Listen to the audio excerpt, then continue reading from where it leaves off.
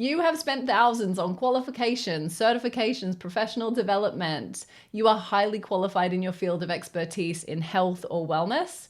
And in this video, I'm going to break down how in 2026, you can become the expert that people follow, that people invest in, and finally get focused on creating a profitable online business that gives you absolute freedom financially, time freedom to finally focus on doing the work that you're good at and being recognized as the go-to expert in your field because of it. I've been working with health practitioners and wellness experts for 10 plus years. Some of those names are the most prolific in their field. They are that go-to expert. They have award-winning podcasts. They have written New York Times, Sunday Times best-selling books in their field. And the one thing that I want to remind you as we dive into this list is that they are no more qualified than you are. They are no better at getting outcomes for their clients. They have no deeper understanding of their field of expertise than you have, but they do have one special ingredient that has been missing for you, and that is the willingness to be visible. And there's a lot of fear caught up in this. If you're watching this and you know and were drawn to the title of this video and you know that in 2026, in the next year, you want to finally come out from behind that cloak of fear of being seen, of being visible, of not knowing how to share your expertise, of feeling things like maybe having missed your chance or not being the Gen Z influencer or creator or not knowing how to hold a camera or film yourself. If all of those things and that inner dialogue get in the way of you showing up and being visible, then this video is really going to help you. So let's start by unpacking what is it that makes a practitioner within the field of functional medicine, hormonal health, any specific niche within the wellness industry, what makes that expert somebody worth following and therefore somebody who people trust, who people invest in, and who people are drawn to work with. Now, I actually mapped out a list here of, what I consider to be the 35 things that you need to focus on in the coming year to really be that person who is worth following.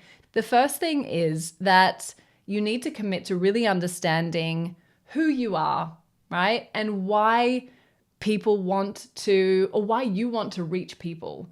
Because once you have that why, once you have that mission, all of that fear dissipates and it becomes less about you and more about them.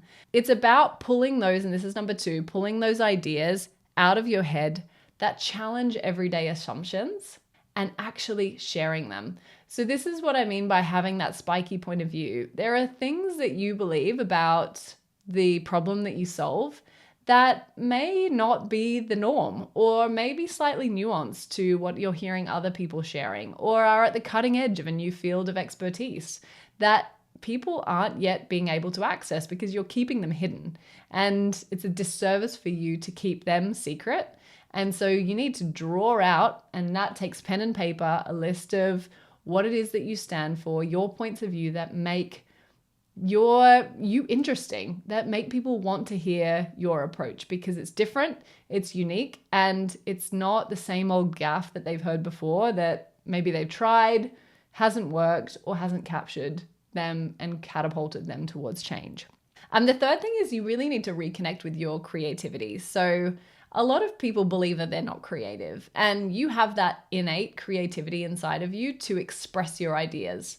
And it doesn't have to be in the most perfectly aesthetic form. There are some amazing experts online that are focusing less on the visual aesthetic and more on just the consistency. So the more that you focus just on showing up consistently, even if it's imperfect, even if it's with ugly colors or fonts, the more people will recognize you. And what's interesting is that if it looks different, then it becomes memorable. So tapping into your unique creativity is just about showing up in a form that feels good for you and that people start to recognize and associate with you. So number 4 is giving yourself a break from research. If you're always focusing on what everyone else is doing in your industry, you won't be able to really, I guess, extract those unique ideas out of your head, out of your unique experience that make you stand out. So don't spend hours and hours trawling through your competitors and analyzing what they're doing. It's good to learn from those examples, but it's also good to just double down on what makes you special and unique. We want to try on different personalities. So it doesn't have to be exactly right as you mean to go on. And sometimes that's the struggle, is if I'm going to be visible, I need to know exactly how to do it. Be playful with your approach in the beginning. Allow yourself to try on different formats, different styles of filming, or different settings to film in, and enjoy that process of refining what type of framework, what type of content really works for you when it comes to being visible. Number 6, go easy on yourself when it doesn't work straight away, because the key to this success is the compounding over time. It's not about getting it right immediately. And in fact, I promise you, you won't get it right. And as soon as you accept that and realize that it's not about getting it right from the beginning, you allow yourself to just enjoy the process. Number 7, study, but more importantly, apply the rules of influence. Google rules of influence. Read a book called Key Person of Influence by Daniel Priestley. And highly recommend it for understanding what makes somebody worth following, but understand how to influence people's point of view and how to get people taking action. Number 8, figure out what your audience is afraid of. What is their pain point? But more than just a symptom or condition that they have, what are they afraid that they won't realize in their life, or the potential that they won't capitalize on because of the thing that is holding them back that you can heal or help them to manage more effectively? Figure out, number 9, what they deeply desire. So on the flip side of what they're afraid of, know what they also really want. And the more you're tapped into those fears and those desires, the more resonant your content will become. It's a journey of understanding these things, so you don't need to know the answers before you get started, but you do have to devote yourself to figuring out what those things are. Number 10, know that your way is the right way and find evidence if you need reassurance, okay? So your way of showing up is the perfect way. And if you show up how someone else is showing up, thinking that that's going to work, you will only get exhausted. I've tried the copy-paste approach. I've seen clients try the copy-paste approach, and it just wears you out because eventually you realize it's not who you really are. Number 11, take risks and stretch yourself. Remember that the approach that you have tried already hasn't worked for you. And so you need to decide that you're going to do things differently. And that involves taking risks and getting uncomfortable in the way that you show up, in the way that you share your knowledge and expertise, and knowing as a pre-warning that it's going to feel different. And that's a sign that you're going in the right direction. Number 12, spend 8 hours editing one post. Now, this is kind of a joke, but it's also a serious, attesting to the fact that when you're creating content for the first time, it takes a long time, and that process will become easier and more efficient in time. But like anything new that you have ever tried, it takes practice and it takes doing it to get better at it and to get more efficient at it so that you can enjoy creating it in the future. Number 13, be unattached to the results. Don't get too bogged down in metrics. Is it working? Are people following me? Do people want more of this? Focus instead on clarity of message and making sure that what you're sharing is resonant, feels aligned to you, feels good and exciting for you to share. And know that those metrics, that evidence that people want this, will come in time when you become a trusted source of reliable and dependable insight in your field of expertise.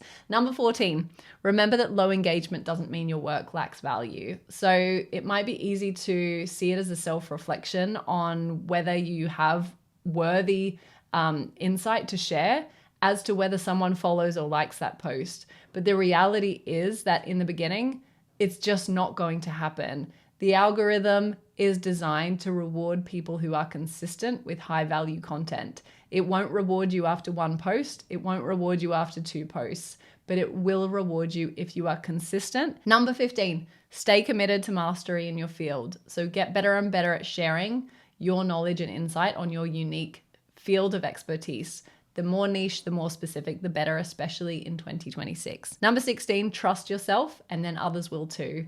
If you build that sense of self-trust that what you have to say is helpful, is unique, is special, is going to change people's lives, then that trust will transfer across through your content, through the camera lens, into the soul of the receiver, and they will feel like you are somebody that they can look to for valuable, insightful, and reliable information. Number 17, if you want to rest, do, but know that that will impact your momentum. Number 18, kind of off the back of this, but practice discipline.